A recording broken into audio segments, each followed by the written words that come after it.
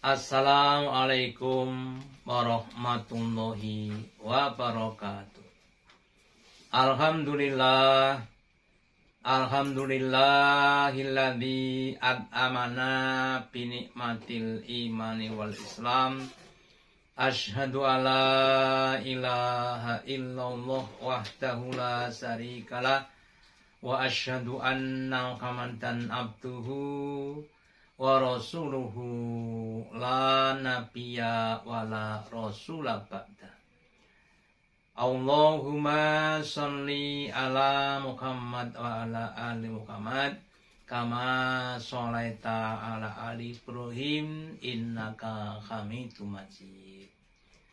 Ikhwan fiddin yang dirahmati Allah Ta'ala, dalam sebuah hadisnya Nabi bersabda, Inna dzulma dzulumatul yaumal qiyamah, yang artinya barang siapa yang dia berbuat dolim, utamanya kepada orang lain, maka kedoliman itu akan menjadi kegelapan besok pada hari kiamat. Maka jika kita berbuat dolim kepada orang lain, maka kalau bisa kita usahakan sebelum meninggal kita sudah bisa menyelesaikan hak orang lain tadi sebelum kita meninggal dunia. Dalam sebuah hadis yang panjang mengkisahkan junjungan kita Rasulullah Muhammad SAW ketika pada akhir-akhir hayatnya. Beliau memanggil semua sahabat-sahabatnya. Ketika semua sahabatnya sudah berkumpul, kemudian Nabi kita bersabda dan bertanya, wahai sahabat-sahabatku, apakah di antara kamu masih ada yang merasa punya piutang atau tagihan kepada saya? Atau apakah saya masih ada punya hutang kepada kamu? Jika saya masih punya hutang kepada kamu, jelaskanlah berapa yang harus saya bayar. Akan aku selesaikan sebelum kematianku. Aku tidak mau di hadapan Allah diklaim atau dituntut oleh orang lain karena kedoliman yang telah aku lakukan. Setelah berbicara sekali, maka tidak ada sahabat yang mengatakan atau mengacungkan diri. Kemudian diulangi sampai 3 kali. Setelah pada kali yang ketiga, kemudian ada seorang sahabat namanya Ukasah mengacungkan jarinya. Wahai Rasulullah, engkau pernah punya hutang kepadaku. Kemudian Rasul bertanya, hutang apakah itu? Kemudian Ukasah berkata, engkau hutang pendoliman pada diriku ketika suatu saat engkau mencambuk pada punggungku dan sampai sekarang aku belum membalas kamu. Jika itu sebagai hutang, maka monggo panjenengan lunasi sekarang sebelum panjenengan wafat. Kemudian Rasul memerintahkan kepada Bilal untuk mengambil cambuk di rumahnya Fatimah.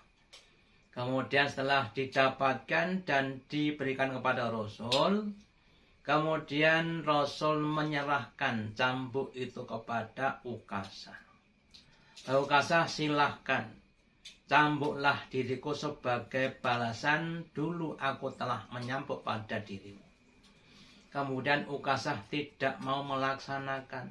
Bahkan dia kemudian bertanya, wahai Rasulullah, kalau saya nyambuk pada engkau dalam keadaan pakai pakaian, maka itu lebih enak bagi kamu.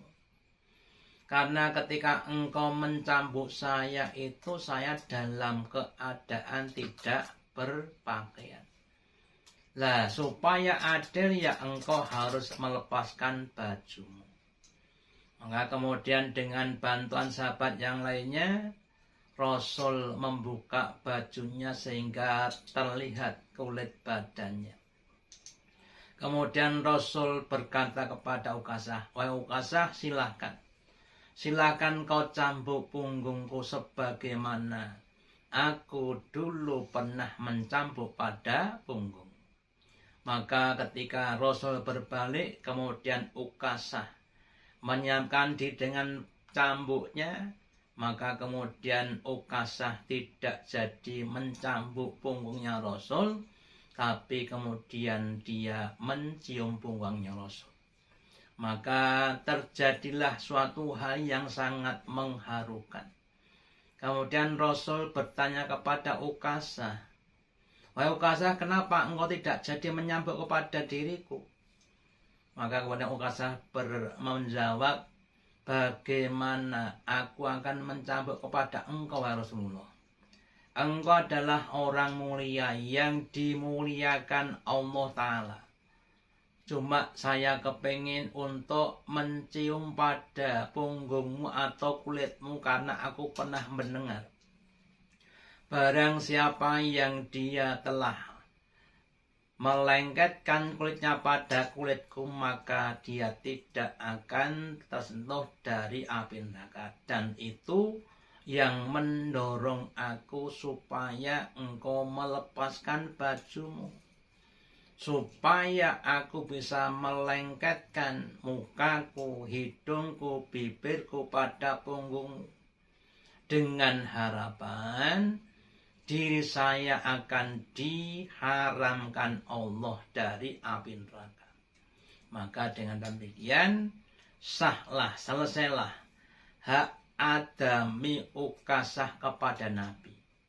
Nah, pelajaran yang dapat kita ambil Bapak Ibu, hak-hak adami yang sedikit banyak telah kita lakukan yang merugikan orang lain, kalau bisa hendaklah diselesaikan sebelum kita meninggal dunia, supaya besok kita tidak dituntut di hadapan Allah.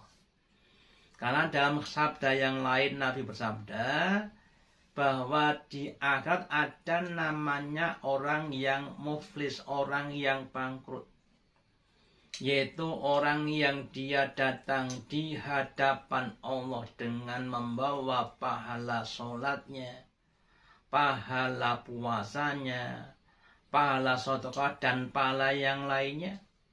Kemudian dia diklaim dituntut banyak orang. Ada yang menuntut karena dia pernah membeli belum membayar, atau dia pernah berbuat zalim dalam hal yang lainnya. Sehingga ketika banyak orang sudah mengklaim menuntut, kemudian pahala yang banyak itu sudah habis semuanya. Bahkan masih ada yang menuntut pada dirinya tadi. Sehingga dosa-dosa orang yang dizalimi kemudian ditambahkan pada orang yang menzalimi. Dan semoga kita semuanya termasuk orang-orang yang terhindar dari kebangkrutan di hadapan Allah Ta'ala. Wassalamualaikum warahmatullahi wabarakatuh.